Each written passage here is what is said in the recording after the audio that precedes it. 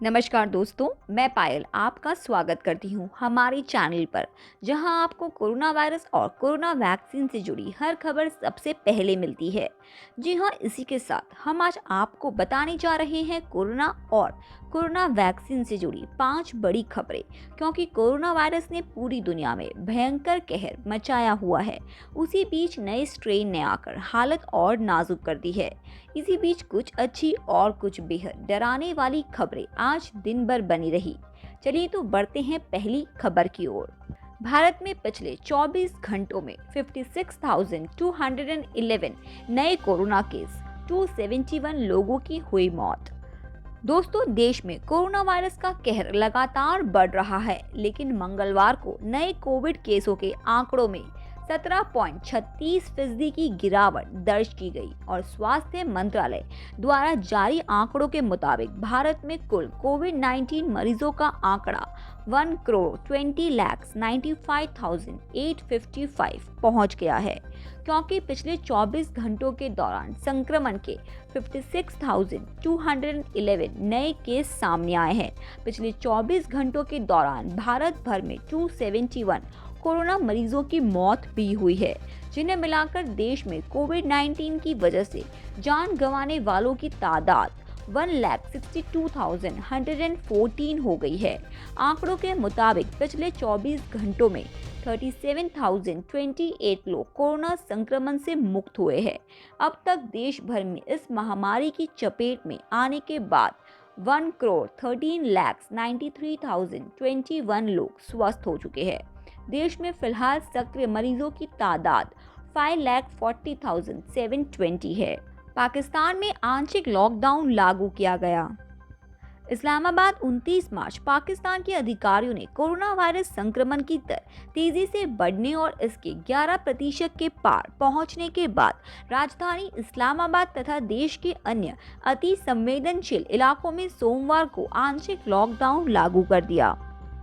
पाकिस्तान में corona virus संक्रमण के मामले फिर से उछाल देखा जा रहा है। अधिकारियों ने कहना है कि हालत पिछले साल से भी बेहद ज्यादा बुरी है। अधिकारियों ने कोरोना वायरस संक्रमण को फैलने से रोकने के लिए सोमवार को पूर्वी पंजाब प्रांत के अति संवेदनशील इलाकों में 1 अप्रैल से 2 सप्ताह का आंशिक लॉकडाउन लगाने का भी ऐलान किया है। WHO की जांच रिपोर्ट लीक, चमगादड़ के जरिए जानवरों से वायरस फैलने की आशंका। दोस्तों, कोरोना वायरस की उत्पत्ति पर तैयार की जा रही विश्व संगठन और चीन की संयुक्त जांच रिपोर्ट लीक हो गई है। हर बार आगे के लिए टलती जा रही WHO की जांच रिपोर्ट में कहा गया है कि इस बात की सबसे अधिक आशंका है कि चमगादड़ से कोरोना वायरस किसी अन्य जानवर में गया और वहां से इंसानों में फैल गया। कोरोना की उत्पत्ति पर WHO की इस रिपोर्ट में कहा है कि कोरोना वायरस के वुहान लैब से लीक होने की बहुत ही कम आशंका है। समाचार एजेंसी AP ने WHO की रिपोर्ट के हवाले से ये जानकारी दी है। WHO इस रिपोर्ट में उम्मीद के मुताबिक कई जवाब नहीं दिए गए हैं। WHO की टीम ने प्रयोगशाला से वायरस के लीक होने के पहलू को छोड़कर अन्य सभी पहलुओं पर आगे जांच करने का प्रस्ताव रखा है।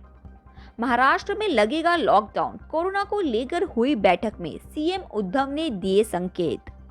दोस्तों, महाराष्ट्र में कोरोना के बढ़ते मामलों के बीच CM उद्धव ठाकरे ने रविवार को कोरोना की स्थिति पर बैठक की। इस बैठक में लॉकडाउन लगाने के संकेत दिए गए।